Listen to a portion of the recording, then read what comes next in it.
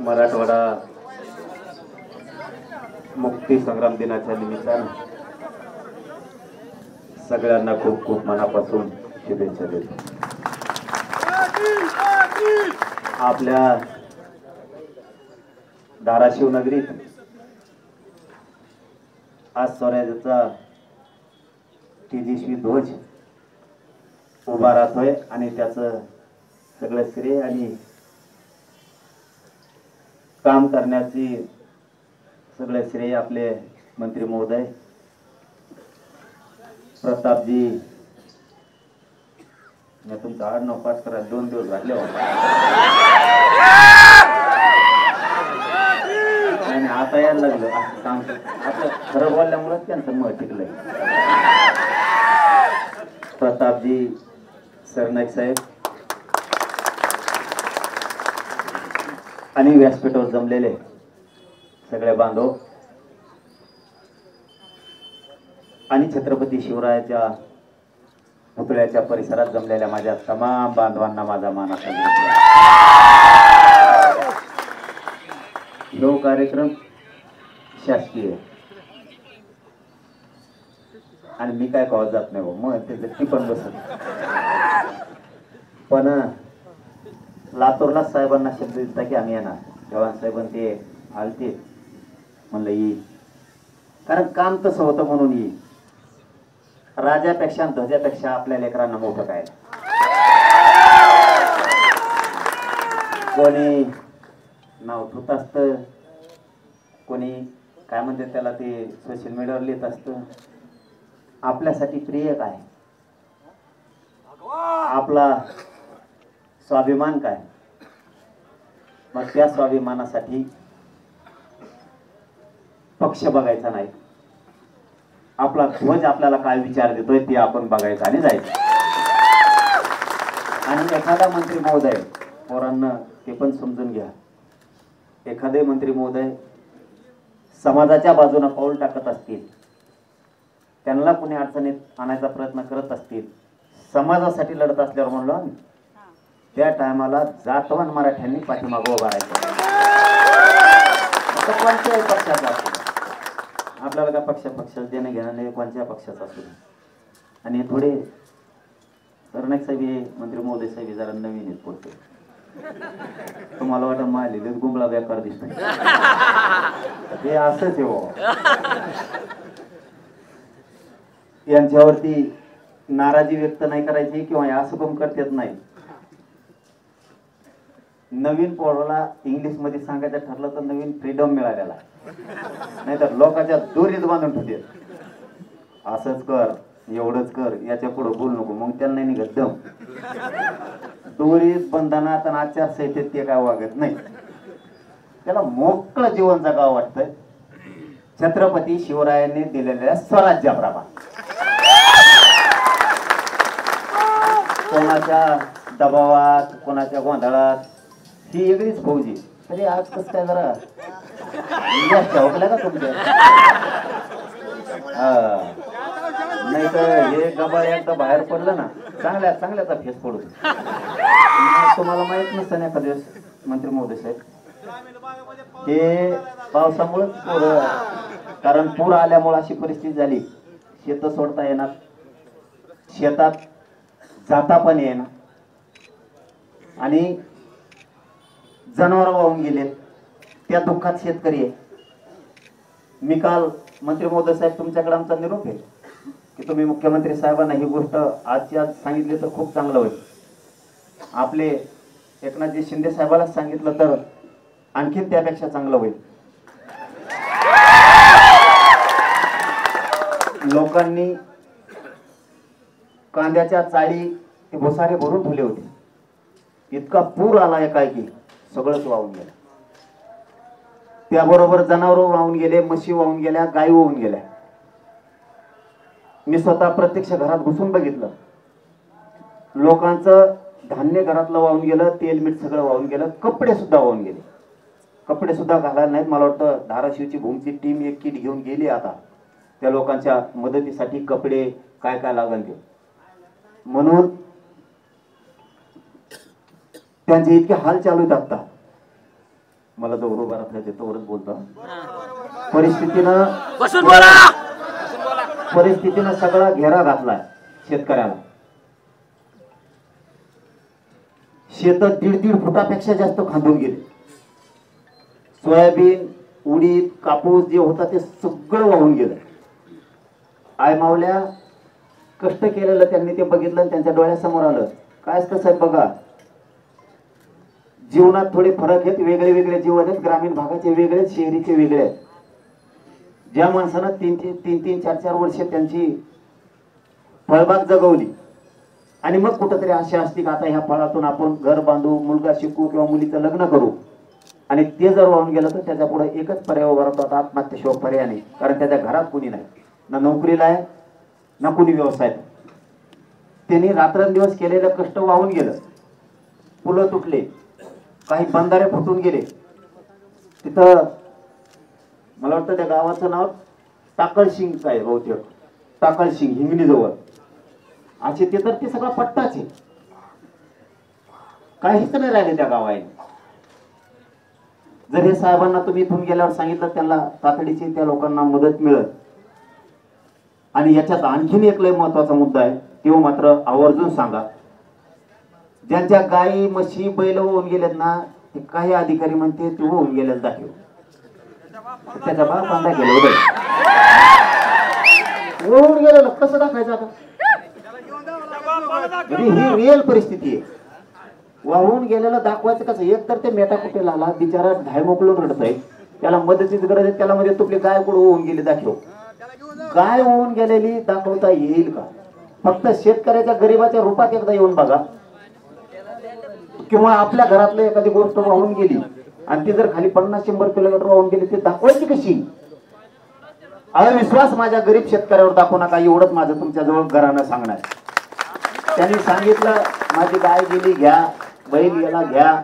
त्याला बैल घेणं इतकं सरकारकडून निधी द्या. हे बघा, सरकार शेवटी पालकत्व त्यांच्याकडे आहे राज्याचं, आणि जनता ही तुमची आहे, तुम्ही जनतेच्या मायबाप. एखादी अडचण आली सरळ हातानं सरकारकडे काही कमी नाही, आणि शेतकऱ्याला मदत केल्याने शेतकरी तुम्हाला कधी कमी पडू देणार नाही. दानशूर आहे शेतकरी, पण आज त्याला आधाराची गरज आहे. त्याला अवमान करायचा, त्याचा अपमान करायचे दिवस आता नाहीये. आणि मग ते सांगतात की ते होऊन कसे गेले, आणि मग ते सापडते का ते कुठं कसं मला काय कळत नाहीये. एखादा कांद्याची चाळ वाहून गेली, आता तुपले 10 टन कांदे होते हे दाखवायचं म्हणलं, आता वाहून गेलेले कांदे खरंच 10 टन गोळा होते का? गोळा करून त्याला दाखवायचं म्हणलं, ते दाखवून मला कोणी बघ. ते आता विखरून जाणार पाण्यात सगळं. हे भूत सगळे शिराळा गाव म्हणून आहे, तिथं गुतले. मोठ्या पुलाला काही झाडं गुतली, काही ते सोयाबीनच्या मोठमोठ्या गंजी असतात त्या गुतल्या, आणि पुलाच्या वरून पाणी पडायला लागलं मग, आणि पूल तुटून गेला सगळा. आता जर म्हणले तो तेवढंच होतं का दाखव, कसं दाखवता येईल? म्हणून थोडा विचार करून शेतकऱ्यांच्या बाबतचे तातडीचे पंचनामे, तातडीची मदत तेवढी मात्र तो विषय खूप महत्वाचा आहे. ते मुख्यमंत्री साहेबाला, शिंदे साहेबाला सांगून, टाइम असला तर अजय दादाला सांगा, त्यांच्याकडे असलं तर सांगा, आणि तुमच्याकडे असलं तर सांगा. केले हे अर्ध्या गोंधळात नसतेच वाटतं. हात राखून खेळ असतो त्यांचा. पाऊस आला तर छत्री घी, पाऊस गेल्यावर उघडून ठेवी, असं थोडं त्यांचं वेगळं कारभारी वाटतं. कारण त्यांनी आमच्याकडे खूप चांगले नेते फिरले बिडा.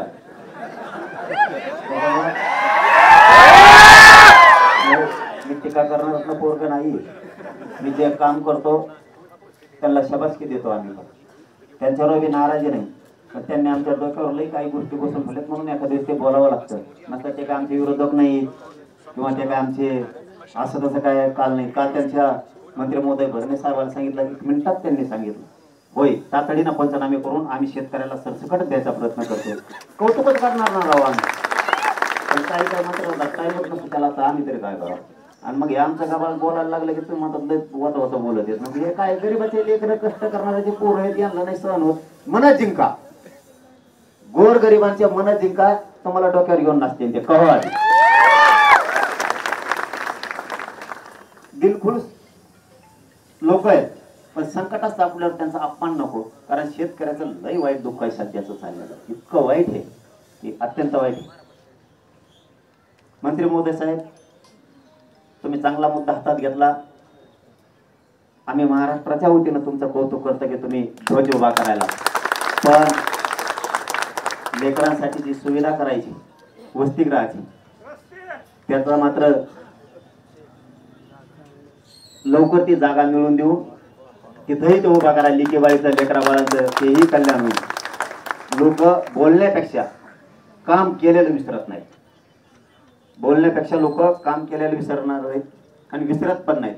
फक्त आता कृतीची लई गरज आहे. नसता आम्ही ना 70 वर्ष झालं आमचा फेस पडला नसते भाषण ऐकू कवा तेच पाणी देतो, लाईट देतो, रस्ते करतो आणि डोक्यात खाली खड्डे देतात कवा तेच. आणि त्याच तारी आहेत 72 वर्ष झाले तेच पोल आहेत. आणखी 72 ला बसलेले दुष्काळात ते पोल आणखीन बदलले. धाराशिव मध्ये बदलले का खरं सांगा, हे पुऱ्या राज्यातलं उदाहरण आहे. कोणतं सरकार आलं का आम्हाला ते सांगतो मी लई कचकाटून विकास करणार करतो का मेल्यावर कोणी येऊ द्या तेच विकास व्हाय ना, काहीच व्हाय नाही. त्याच्यामुळं शिंदे साहेब पळत येत चांगलं बळत तिथे नाही करत, केलेलं केलं म्हणतो आम्ही. चांगलं चाललंय, आता बी चांगलं चाललंय वाटतं. यांनी जुळून घेतलं वाटतं आता मराठ्यात आपल्या फडणवीस काकांनी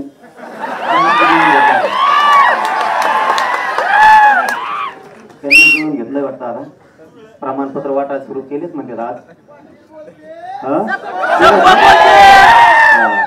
मग आता आमचं काम असं असतं, जेव देतो त्याच्या पाठीशी उभा नाही करणार पाठीशी उभा राहायचं. हे पण ते देवांना शिकेला आणि म्हणूनच आपलं वाटलं झालं. जे करत नाही त्याच्या मागे उभा राहायचं आणि जो करतो त्याच्या मागे उभा राहायचं नाही. मराठा समाजाने तो पुढं सबसेल बदलायचं. जेव्हा काम करेन तेव्हा आपला भाव, जेव्हा करीत नाही तेव्हा घरातला हात तरी ढकलून द्यायचं. काय घेणं देणं नाही आहे. आजकालचं युग बदललंय. लेकराला नोकऱ्या नाहीत, शिक्षण नाही, आपल्या व्यवसाय नाहीत, शेती नाही पिकली, आपल्या आई बापाचे हाल होतात, आपल्या मुलांचे हाल होतात, लिकीबाईचे पण हाल होते. जेव्हा करतो तेव्हा करतो. आता प्रमाणपत्र केलेच वाटतं गॅजेट प्रमाणे वाटायला सुरू, परंतु मी सकाळी आव्हान केलंय ज्यांना प्रमाणपत्र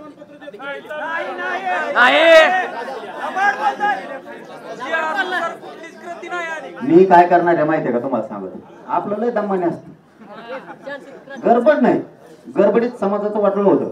मी ते प्रमाणपत्र उद्या बघणार आहे कोणाकोणाला दिले. त्यांना धाराशिवला बोलले, मी अंतरवालीला बोलवले. मराठवाड्यात जेवढे प्रमाणपत्र दिलेत त्या बांधवांना धाराशिव मधून आणखीन आव्हान करतो की मराठवाड्यात ज्यांना ज्यांना आज प्रमाणपत्र दिलेत त्यांनी उद्या अंतरवाली लिहा. तेवढेच, फक्त तेवढेच. मला कसे दिलेत फक्त बघून द्या. काय रूल, काय नियम लावलेत, काय निकष लावलेत, कसे दिलेत, कशाच्या आधारावर दिलेत, म्हणजे मला पुढचा डाव टाकायला मी मोकळा. ते काय टेन्शन नाही घ्यायचं. मी आहे, मी बघतो ना काय करतात काय नाही. बुळबुळ बोलायला चालू झाली तुम्ही टेन्शन घेऊ नका. त्यांना ते धंदाच लावलाय. ते म्हणजे आम्ही ज्ञानी आहे. काय केलं पण 45 वर्ष ज्ञानीनी उसत थोडी तरी पण आम्ही ज्ञानी लोक आम्हाला जवळ करत नाही म्हणते ज्ञानीला. आता ज्ञानीला जवळ केलं जातीनं 45 वर्ष. ज्ञानीने सरसकट नाही दिलं, थोडं थोडं नाही दिलं, उली उली नाही दिलं, कसंच नाही दिलं. आम्ही 58 लाख का व्हायना दिलं. त्यातून 3 कोटी व्हायना मराठी आरक्षणात घातलेत. आता 2 गॅजेट आणलेत. सातारा संस्थांचं आणलं, मराठवाड्याचं आणलंय. चुकू द्या ना, मला बघू द्या. मी आहे, मी करतो बरोबर. अहो गाव जळालं का रेपट जळलं, गावाचं नावच नाही दादा. अरे मला ना गोंधळात नका पडू. गाव जळलं का रेपट जळलं, गाव जळलं म्हणू नका ना. सापडू हा गाव जळलं. पण गॅजेट काय सांगताय त्यानुसार आपण ते गाव घ्यायला लो. मला फक्त बघू द्या. दसऱ्याला आपण निर्णय घेणार आहे, तुम्हाला क्लिअर सांगतो. काय आपण दसऱ्याला निर्णय घेणार आहे. मी आजच्या दिलेले प्रमाणपत्र सगळे बघणार आहे. उद्या त्याला काय निकषाने दिलेत, कशाच्या आधारे दिलेत, काय केलेत मी लावतो डोकं. तुम्ही नुसतं बघायचं फक्त काय काय चाललंय. मग दसऱ्याला आपण दाखवू काय करायचंय काय नाही पुढं. आता थांबतो, पाय थरथर कापायले. मी पुन्हा एकदा पालकमंत्री महोदयांना खूप खूप, प्रतापजी सरनाईक साहेबांना खूप खूप शुभेच्छा देतो.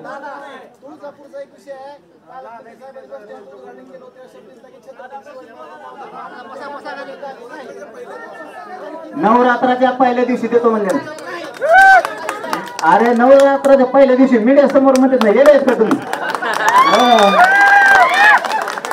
दमन घ्यायचं शिका फक्त, जास्त नाही सांगत तुम्हाला. आणि पुन्हा एकदा तुम्हाला खूप खूप मनापासून शुभेच्छा देतो आणि मराठवाडा मुक्ती संग्राम दिनाच्या शुभेच्छा देतो आणि थांबतो.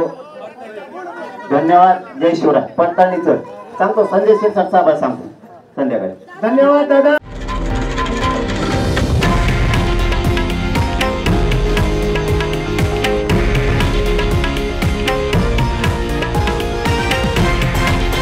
हे आहे देशातील नंबर 1 न्यूज नेटवर्क आणि आपण पाहत आहात TV9 मराठी, एकमेव.